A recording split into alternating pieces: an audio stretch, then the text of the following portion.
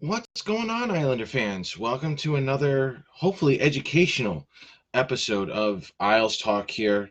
We're on Facebook, we're on Periscope, we're going to be on YouTube very shortly. So, welcome one and all. Sorry for a little delay there. Believe it or not, my floor got flooded in my bathroom. So, had to fix that really quick.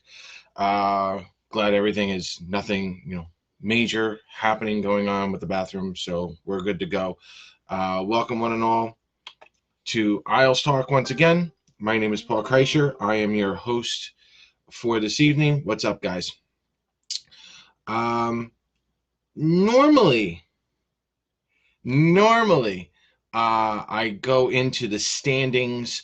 I go into the standings, all of the statistics with all the players and whatnot. We're not going to do that tonight. This one's going to be a little bit of a long one. I want it to be an hour, so uh, this is an educational show tonight. Um, this is the importance of building a team through the draft. And building a core, shall we say, to have these players get developed, have players drafted and traded to build around the core so that way you can make a run at the Stanley Cup. The Islanders have certainly done this before, and we're going to go down a little bit of memory lane here. And this is not just for the Islanders. If you're an NHL fan, I'm using the Islanders as a benchmark because obviously this is an Islanders web page for the Islanders. But if you're a Blackhawks fan, if you're a Montreal Canadiens fan, if you're a Pittsburgh Penguins fan, if you've won a Stanley Cup, you can do the same thing I did before in finding out who your core players were and finding out if you have any core players in your system, because then that's really going to determine whether or not trade deadline becomes really important. And I've been getting asked since the streak was over, are we trading for Taylor Hall? Are we making any moves? Are we making that Butch Goring trade? What are the Islanders going to do? And I'm trying to do this so that I'm hopefully going to give you the answers to a lot of to the rest of the trade deadline season and what the Islanders may or may not do. But I wanted to give you guys the insight as to what I hope Lou is doing as well, because no one knows what Lou is doing but Lou. So me being a fan of the draft, building through the draft, developing through the draft, this we're at a time right now in Islander history where we're actually making history. The 17-point streak is no fluke, and I'll tell you guys why. And in order to do that, we need to go back in time first to when the Islanders first started off. So, what is a definition of a core? Definition of a core for me when it comes to building a Stanley Cup contender, it consists of 3 players: a centerman, a winger, and a defenseman. Not including the goaltender. Why am I not including the goaltender? Because you have occasions where you have rookie goaltenders: Ken Dryden, Patrick Waugh, Matt Murray, Jordan Binnington. Did I mention Cam Ward? I think I did. Okay. You have those goaltenders that suddenly get hot, and guess what? They're going to get you very deep into the playoffs. So I'm not including goalies. You get a hot goalie, good luck beating him. Okay? The core for me, if you're going to build a team through the draft, is a winger, a centerman, and a defenseman. Now, in order for you to build up a Stanley Cup contender, you need at least 2, preferably 3. So you need 3 sets of core players on your team. Now, another note, they usually have to be drafted by that player, by that organization, excuse me. The Islanders do have a couple of players in the past where they were drafted by another team, but they never really played for that team. So I'm going to bring up a couple of names. You'll be like, yeah, but they weren't drafted by the Islanders. This is true. But the players that were drafted by the other team, they never played a single game for them. The Islanders just happened to pluck them up. And to me, I consider them Islanders. They started their career as Islanders. That's where we're going to go with that. So they have to be pretty much drafted by the Islanders, or at least start their career with the Islanders. And because other than that, this show is absolutely pointless. So, and again, this is not going to be a show where I'm right, you're wrong. You guys can come up with your own core from the Islanders days, wherever you want. That's fine, but I need to get the point across, and hopefully you guys understand at least where I'm coming from. So, without further ado, let's go. If I have time later on after this, guys, I will try to take as many questions as possible. So here we go. Let's go back to 73 and 74.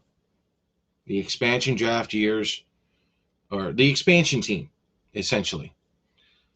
The first core player, Potvin. You know what I'm going to do? I'm going to give you my first set of core players, and then I'm going to tell you the year they were drafted. My first core, Potvin, Gillies, and Bourne. Okay? These are pretty simple.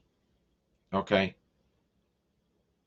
Dennis Potvin, Clark Gillies, Hall of Famers. Bob Bourne. Bob Bourne was not drafted an Islander. He was drafted by the Kansas City Scouts. History lesson. Okay, but he never played a game for Kansas City. Kansas City didn't last long after that, believe it or not. So Bob Bourne, despite the fact that he wasn't drafted by the Islanders, started his career as an Islander, and I'm counting him in. Bob Bourne was one of the fastest skaters on the Islander team. And he was really, I know a lot of people have a lot of love for Lorne Henning, but if I were to start a team in building a core, I'm going Bob Bourne over Lorne Henning. To me, when I think of Lorne Henning, I think of Lenning. I'm sorry, I think of Lorne Henning to Nystrom and Tonelli. They're a supporting cast. That line was phenomenal. Okay? To me, though, Bob Bourne, you needed his speed. He was a fierce competitor, and he suited the Islanders during that era anyway. So Gillies was drafted in 74, Potvin in 73, Bob Bourne in 74. So Bill Torrey started things off. He got 3 core players in 2 years. That's really what you wanted to do. So getting into the second core, again, this is kind of another Captain Obvious moment here. For some of you older fans, you know where I'm going with this. Bossy, Trottier, and I'm putting in Ken Morrow. Okay. There's a couple of other defensemen I'm sure we could all agree could be part of that core, but I'm putting in Kenny Morrow as a core player. So Trottier, drafted in 74, kind of obvious, Hall of Famer. Mike Bossy, another obvious one in 77. But Kenny Morrow, drafted in 76. Why is Kenny Morrow a part of my core? It's very simple. Without Kenny Morrow, You don't trade Dave Lewis. You don't trade Billy Harris. You don't trade either of those two for Butch Goring. Bill Torrey doesn't pull off that Butch Goring trade without Kenny Morrow in that Islanders prospect and system. Yes, he won the Olympic gold medal. That's all well and good. I'm Tim. Pearson's a good choice, but for me, if you don't have Kenny Morrow, you probably don't have 4 cups. And you probably see that team dismantled by around 80-81. Because there were thoughts of dismantling that team when they just weren't getting through in the playoffs. So Kenny Morrow is my defenseman for that one in the Islanders' second core. Now, I'm going to call this next core the unsung hero core. Okay. These were the guys that also helped the Islander franchise win no Stanley Cups. Some of these names are very familiar. Some of them are not. Okay. So, beginning on the third core here, Dwayne Sutter, Tomas Janssen, Brent Sutter. So you got the Sutter brothers and you got Tomas Janssen. Tomas Janssen, who is he? Basically, he was one of the very steadier defensemen. That really is like an under-the-radar defenseman because there were so many good ones during the dynasty years. Okay. Dwayne and Tomas were drafted in 79. Brent was drafted in 80.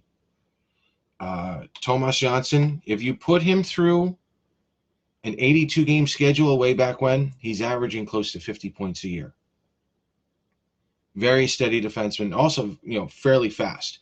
But he also goes as one of those really under the radar. No one talks about him anymore, and we should be talking about him. The Sutter brothers and Janssen, they pretty much kept the Islanders going through the 80s as best as they could. Unfortunately, that's it. Okay. That's it in terms of cores for the dynasty years. And I'm going to explain why. You need the 3 criteria. You need a winger, you need a centerman, and you need a defenseman. And they got to be drafted. They got to be drafted. Okay. There isn't another core on this Islander squad until really 2002.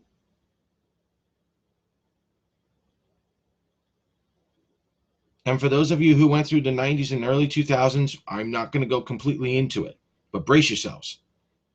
Okay? In 84,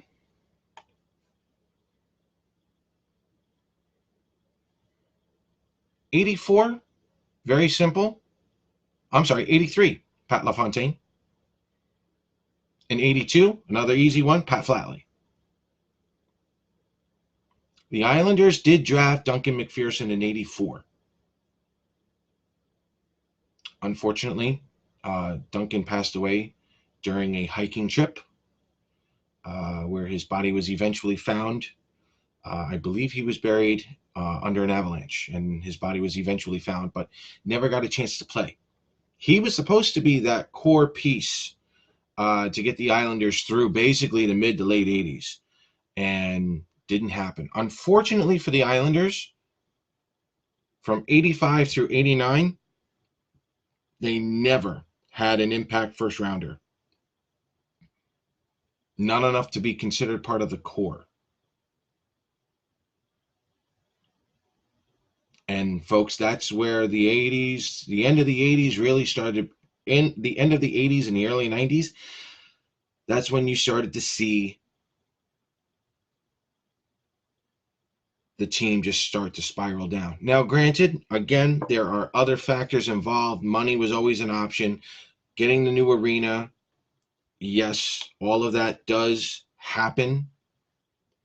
Okay, it does take place and it does affect. However, when it comes to strictly when it comes to drafting, this is what happens. If you don't draft well, you can't stay afloat. And that's exactly what happened. So Flatley and LaFontaine basically went out without their defenseman. And with the Sutter brothers and Janssen and a little bit of Kenny Morrow, they tried getting the team through the 80s. And they did for the most part. Unfortunately, the original core, Gillies, Potvin, Bourne, Bossy, Trottier, they're all getting old. And they're getting hurt. A lot of games played, guys and gals. It's tough to keep up what they did.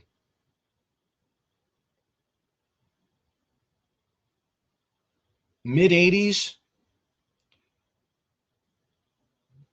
Derek King, not a core player, good support player. Norton, decent defenseman, not a core player. I bring those two up because they were part of the 93 club. I think had the Islanders drafted better between 85 and 89, the late 80s and early 90s probably looked different. Okay, but this is where now we're going to get into the early to mid 90s here real quick. And we're going to finish up with the Bill Torrey era here.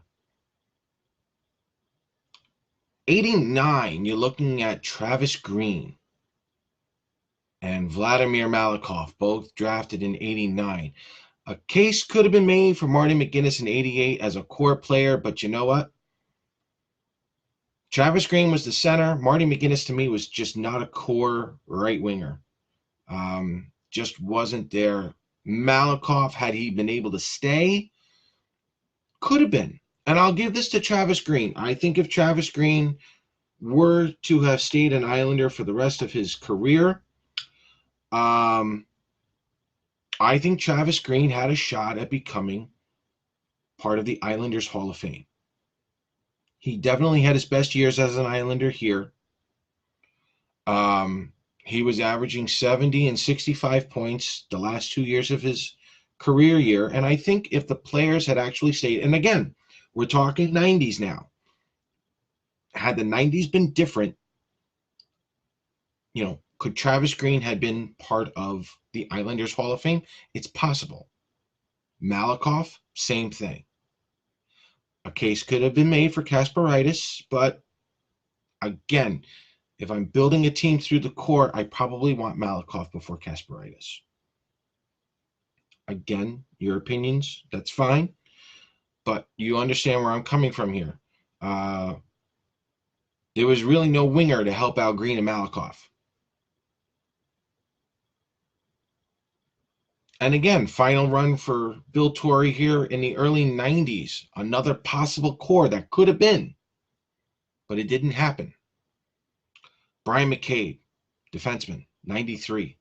Ziggy Palffy, right winger, 91. No centerman.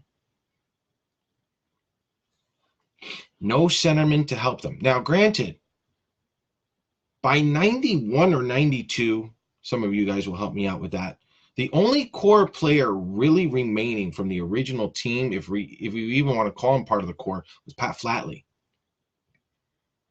LaFontaine was already gone with Turgeon. So you had Turgeon, Flatley, and again, maybe Malakoff. Not bad, but Turgeon wasn't an Islander to start his career. And Flatley was getting towards the end of his career. Let's face it.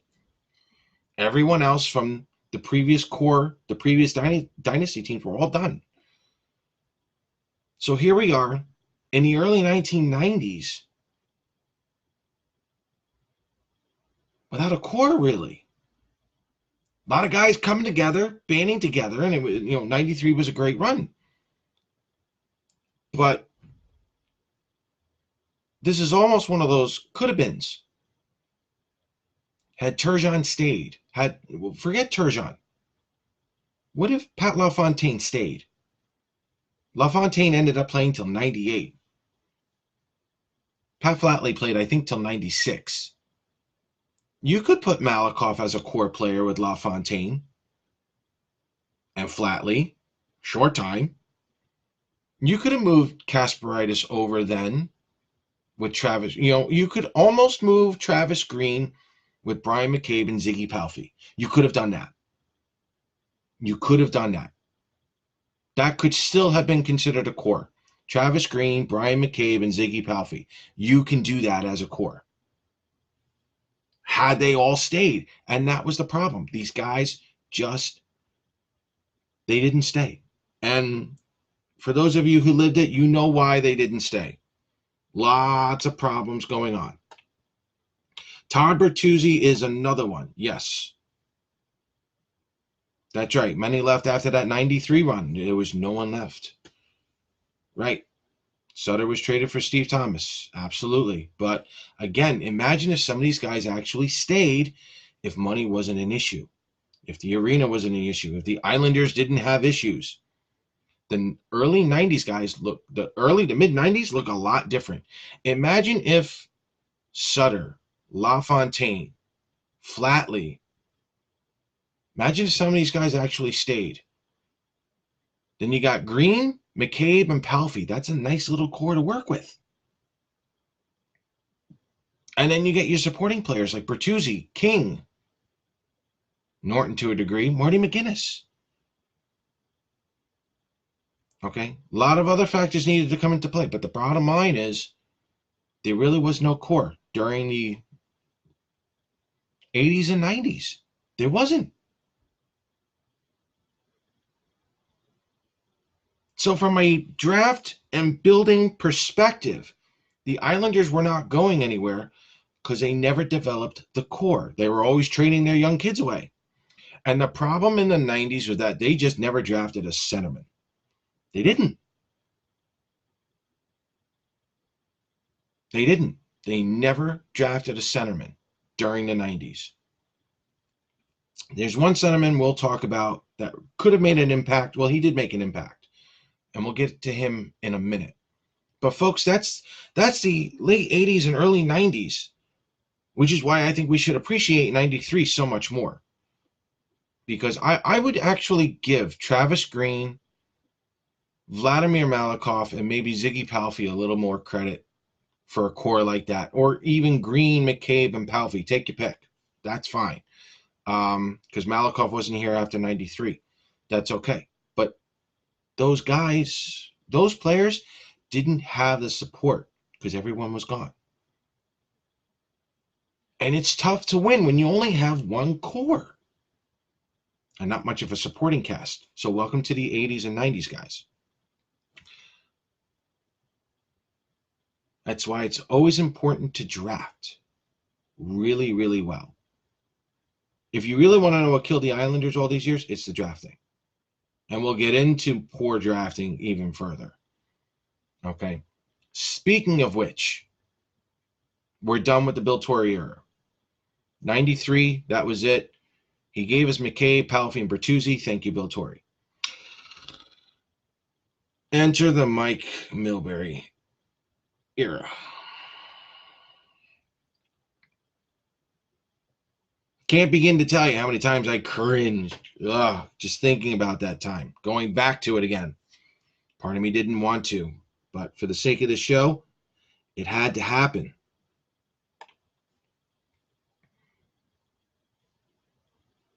Okay. There is actually a fourth core that I have to give credit to. A lot of you guys are going to disagree, but that's okay. But here we go. The fourth core of the New York Islanders, and you are going to laugh.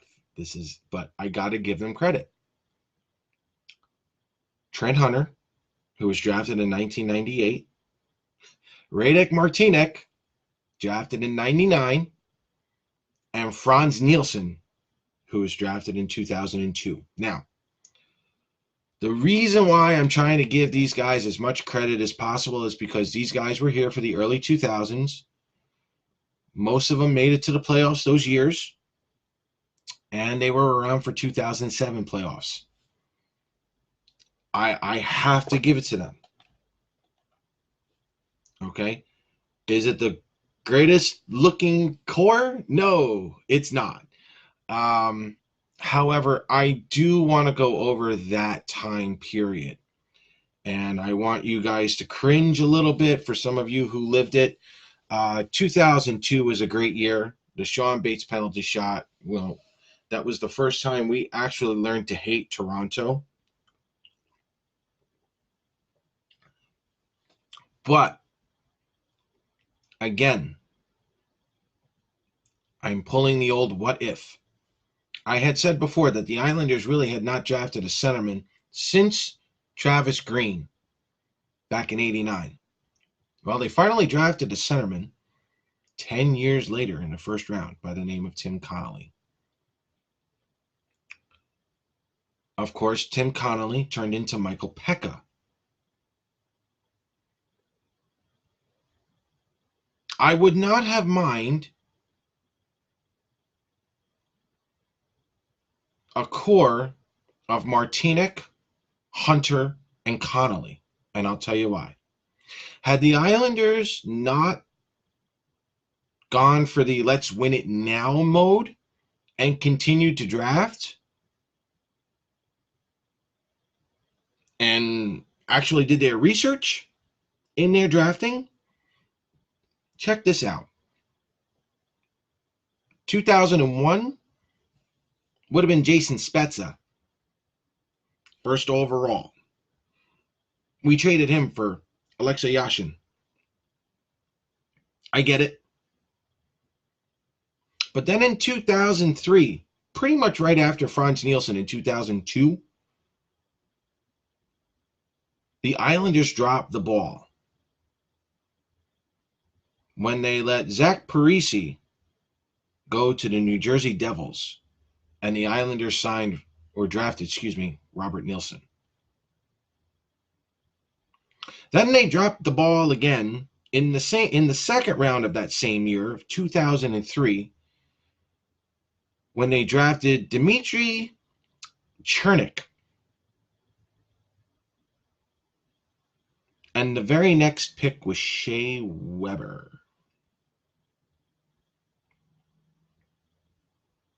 So let me do that for you guys again, because this is going to sound really painful. Had the Islanders not really traded anybody,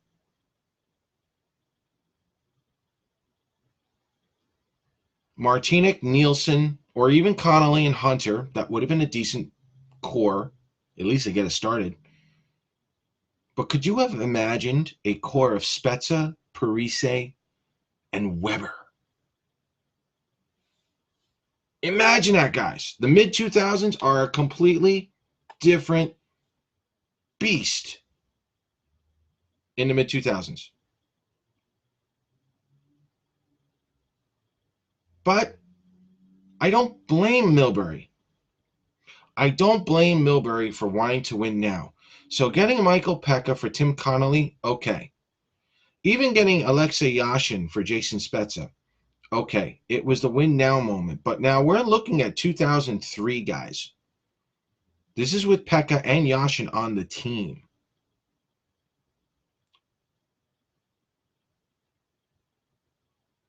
I would not have mind putting in Franz Nielsen, Zach Parise, and Shea Weber as a core. That still would have been cool. You let the veteran players do what they need to do. You know, they'll continue to win. But that's a really good core to build off of. So there had been some really bad drafting in the mid to late 80s, and there was some seriously bad drafting from 2003 till about 2006. So you wonder why the Islanders have been bad for so long? That's usually it. So let's move on. We're done with those dark ages. Yeah, but I didn't include Chara. Chara was not a core player for me because he had no other supporting cast. I couldn't put him anywhere. And we didn't know what Chara was going to be when he was an Islander because, again, development, but that's another story for another time. Let's get into the Tavares years. Let's get into the Tavares years. If, and this is all debatable, it's up to you guys. That's fine. But the fifth core in Islanders history for me, Kyle Oposo in 2006, Travis Hamonic in 2008, and John Tavares in 2009.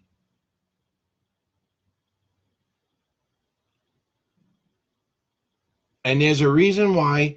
I've had this discussion with a couple of guys before as I was prepping for this show. Josh Bailey certainly makes a case to be part of that core, but I didn't put him in there, and I'm going to explain why in a few minutes, so just bear with me. Kyle Oposo, Travis Hamonic, John Tavares.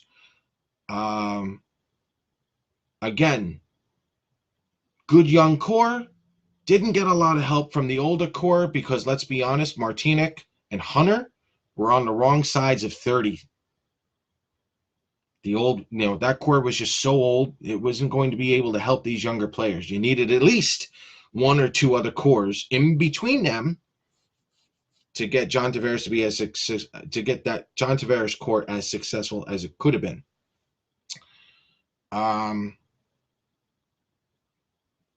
I give that core, that John Tavares core, a little bit of credit. They did help get the Islanders past the first round for the first time in a very long time. But that's as far as I'm going to go with that. The sixth core in Islanders history, which is also very close in timeline to the Tavares core, and that's Anders Lee, Brock Nelson, and I'm going with Calvin DeHaan. I honestly thought Calvin DeHaan was going to stay a little bit longer. I thought his career was going to be a little more productive than what it was. I thought he was an excellent defenseman, though, and he definitely would have been a core player had he stayed a little bit longer. But Lee, Nelson, and DeHaan, again, they helped Tavares get into and past that first round of the playoffs to get them cemented. But again, the Islanders only had two cores, two groups of core players, guys. Okay, so what does that mean? It means playoffs, which is what happened 2013, 15, 16. Okay, they were in the playoffs 3 out of those 4 years. Okay, that's a decent move.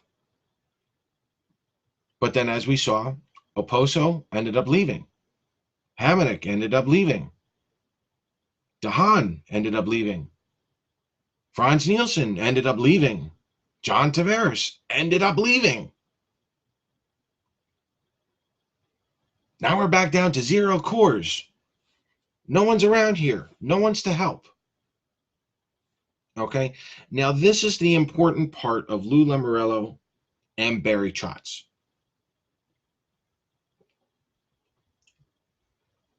And to a certain credit, Garth Snow.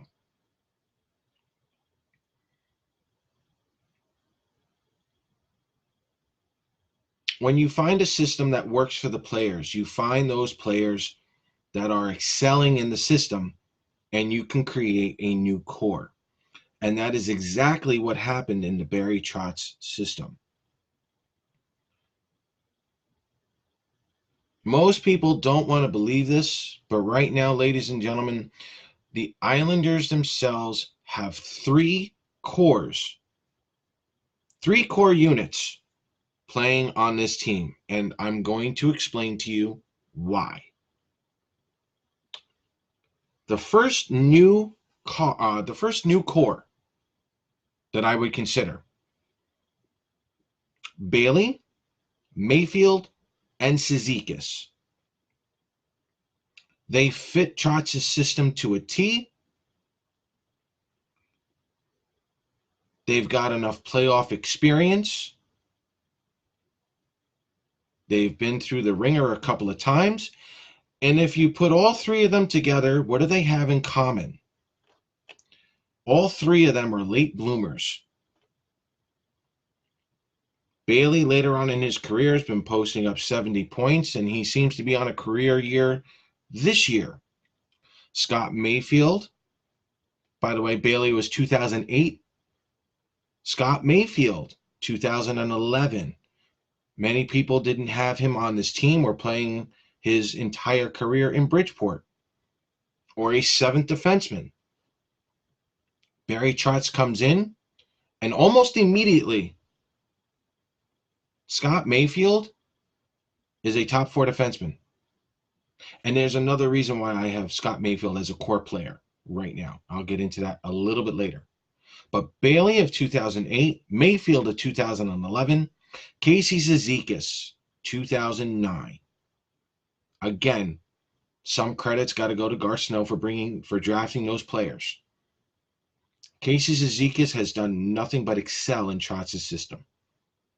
20 goals last season. He's on pace for, I think, 19 or 18 right now, and you've seen him play. Trotz has even said it to the public, on camera. When you think of the New York Islanders, all you have to do is look at Casey Zizekas. That's a core player, guys. So that's core unit number one. Core unit number two. I'm still going Lee. I'm still going Nelson. But now I'm adding Adam Pelech to that core as well. Anders Lee, 2009, Brock Nelson, 2010, and Adam Pelech, 2012. Lee's the captain. Lee averages, for his career right now, 30 goals a year. Brock Nelson, also a late bloomer. They're all starting to shine right now. Adam Pelech, we saw glimpses of a core material last year, and he hasn't stopped yet. A case could be made, and I'll get hell for this later, but a case could also be made for Devon Toews, but Devon Toews went the college route. We're not sure. Could he have done better? Not sure, but I got to give it to Adam Pelech for now. Devon Toews could very well make a case for that as well. That's all well and good. Again, this is not a I'm wrong, you're right type of show. If you want to put Devon Toews in instead of Adam Pelech, go right ahead. But you guys are starting to understand where I'm coming from now. Okay? Now, the third core. The third core on this Islander team. Ryan Pulock, 2013. Matt Barzal, 2015. Anthony Beauvillier, 2015. Have you guys been noticing, like when I'm starting to count off the years, there's only like 2 or 3 years separation from basically some of these players. Yes, Bailey, and Zizekas are a little bit on the older side, but when you really take a look at it, guys, there's only like 2 or 3 years apart. That's what you got to do. Ryan Pulock, to me, could be the Islanders' Shea Weber. He really could be. He's close to it. You give him another good streak right now of points, he could still end up somewhere between 45 and 50 points. That's still a possibility. And he's going to be your anchor with Adam Pelech on that first pair.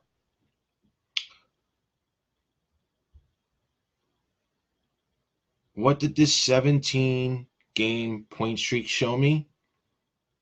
It showed me Matt Barzal and Anthony Beauvillier are ready to take the reins, and they have grown into players who are not only important or future stars of this team, but when they score, the team wins. When they play that two-way game, the team wins. And for me,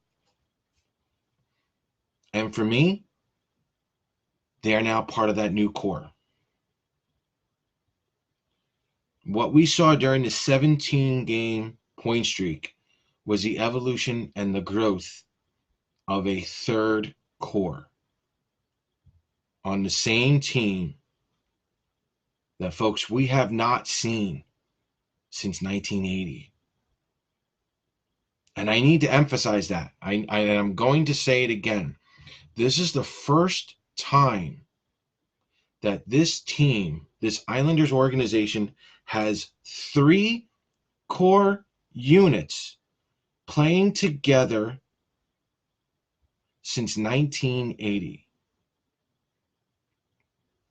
Credit Garth Snow, credit Barry Trotz, credit Lou Lamoriello. You want to know why they're breaking records that we haven't seen since the dynasty years? This is one of the reasons why.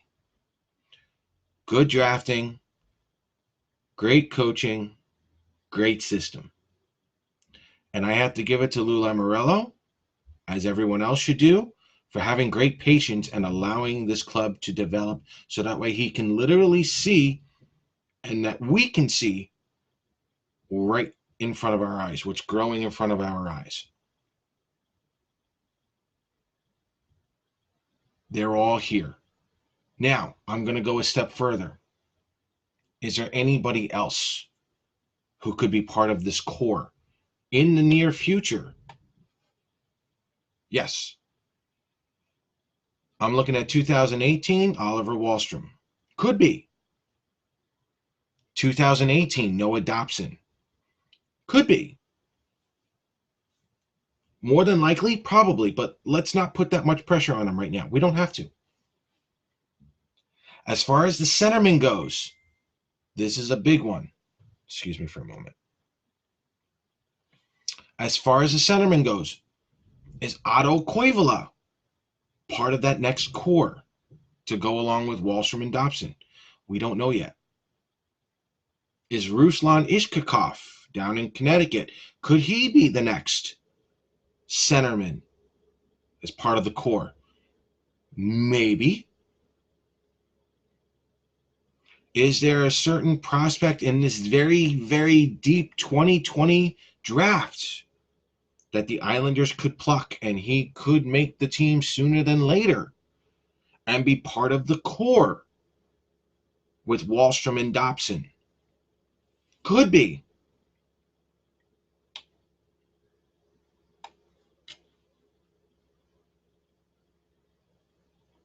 All possibilities, folks. There is a possibility right now and a very good chance that at some point the Islanders could have 4 core units in this organization, possibly at the same time. It's never been done. And I'll tell you right now, I'll go on record right now. If the Islanders find themselves another centerman who could help out and become a core member of this team, the Islanders are going to be set for the next 10 years.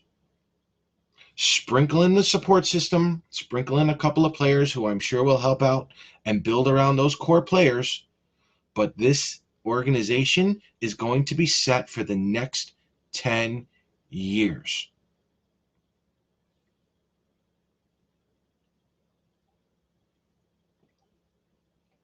Now, for some of you, they're like, that's all well and good, but when are we winning the Stanley Cup? When are we getting that Butch Goring trade? Well, here we go. You have to remember, Butch Goring was traded to the Islanders for Dave Lewis and Billy Harris. 2 players who were on this Islander team for a very long time. They were not prospects. They were in supporting roles, very good supporting roles, especially Dave Lewis. And they brought in someone in Butch Goring who could help get this team to the top, not just in the stats, but in the locker room as well. There was a specific need. There was a specific need for Butch Goring. Okay.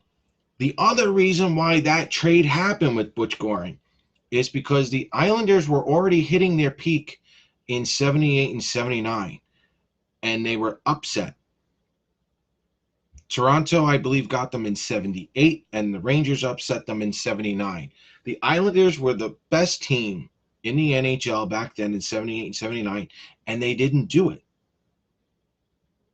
Butch Goring came in just in time for the playoffs because the Islanders were even on the fringe back then. They went on a massive winning streak towards the end of the season when Butch Goring showed up, and then the rest is history. Okay? If you're going to make a Butch Goring trade, and let's just have fun with this, let's say you want Taylor Hall, okay? Or let's say you want Tyler Toffoli. Honestly, let's just let's just have fun with Taylor Hall here for a minute. You would probably have to trade him Anders Lee. You'd probably have to trade him Josh Bailey. Maybe Anthony Beauvillier. I mean, the Devils would want core players. The Devils would want one of our core players, if not two core players, for Taylor Hall. I don't think the Islanders are going to go with the Butch Goring trade at this point. I know I had said that over the summer, but at the same time, I was not expecting to see what Matt Barzal and Anthony Beauvillier were going to be doing during this early in the season. The second part of that Butch Goring trade, you know what? I had the Islanders finishing somewhere between 100 and 105. Everyone else was a little lower. Folks, if the Islanders are going to go above their 103-point season from last year, they're still climbing higher.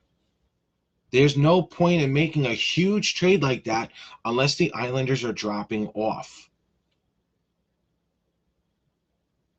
So if the Islanders are on the verge of like 91, 92 points and they're on the fringe of making the playoffs, okay, then you can make that trade for that Butch Goring trade for, to get yourselves into the playoffs. But if you're looking to trade prospects for that star player, for that star rental, then you're looking at the Ryan Smith trade. For those of you who weren't around, it was Ryan O'Mara, Robert Nielsen, two former first-round draft picks, essentially for Ryan Smith of the Edmonton Oilers back in 2007. He did his job, Ryan Smith, and that was also the famous poke check from Wade Dubowitz against the Devils for the Islanders to get into the playoffs. If that's a trade you're looking for, it may still cost you Wahlstrom for Taylor Hall. It may cost you Holmstrom for Taylor Hall. It may cost you a couple of these younger prospects. I don't know if the Islanders are willing to do that just yet.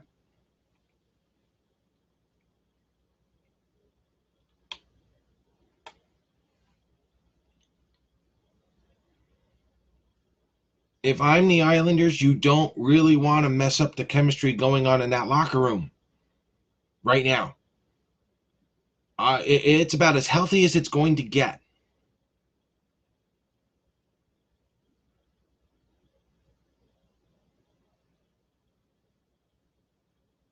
I don't know what Eric Stahl is going to cost you. I don't know what Brandon Sutter is going to cost you. I don't know what Taylor Hall is going to cost you. I don't know what JG Pageau is going to cost you. Problem is, it's probably going to cost Lou a lot, and he doesn't have to do that, especially right now. Especially right now. If Lou is on the verge of possibly having 4 core units in this organization, he really doesn't have to do much.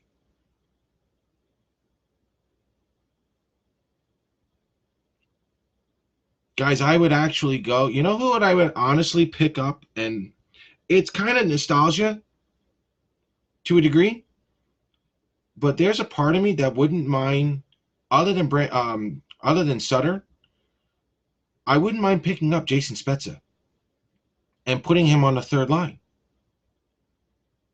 I really wouldn't. Again, injuries are going to have to play a role here, guys, because the Islanders are all getting healthy again. And they win with the depth that they have. They win with the players. They win with the locker room. So, again, who are we giving up? I don't know. I don't know if Barry Trotz really wants to get rid of anybody at this point. Granted, there have been some passengers. He has already said that, but that's not enough to trade anybody. So, what is my message to you guys right now?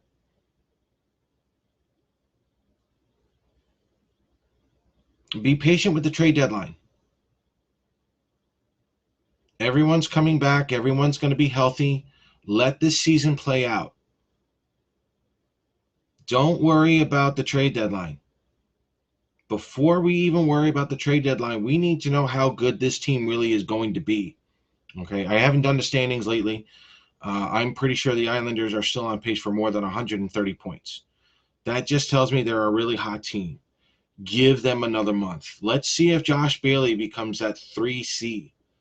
And maybe he gets Michael Dal Cole and Leo Komarov going or whatnot. Let's see what Josh Bailey can do next. If they continue to struggle to find a centerman, maybe then they'll make a move. We'll find out. We'll see. Maybe Michael Dal Cole and Josh Hosang would, have interest to players like that from maybe a Sutter. I don't think Lou is going to go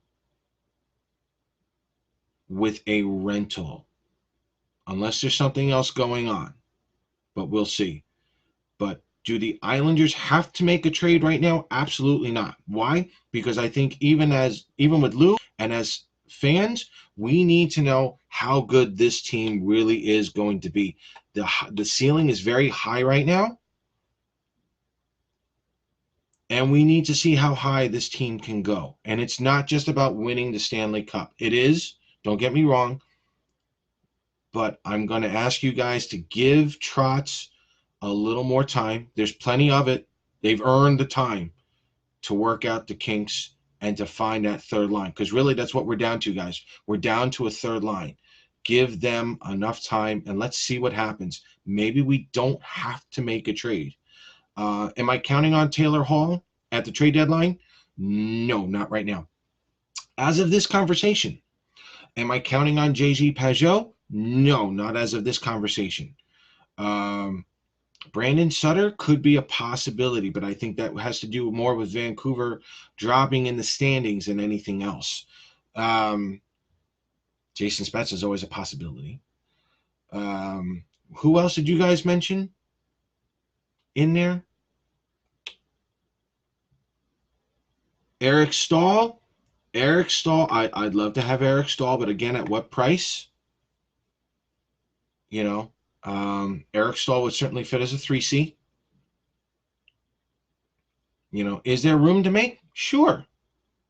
Who's not part of the core right now? You can go Koivula. You can go Michael Dal Cole. You can go Josh Hosang. You can go Kiefer Bellows. You can go Holmstrom. But is that what Lou wants to do? I don't know. We're going to find out.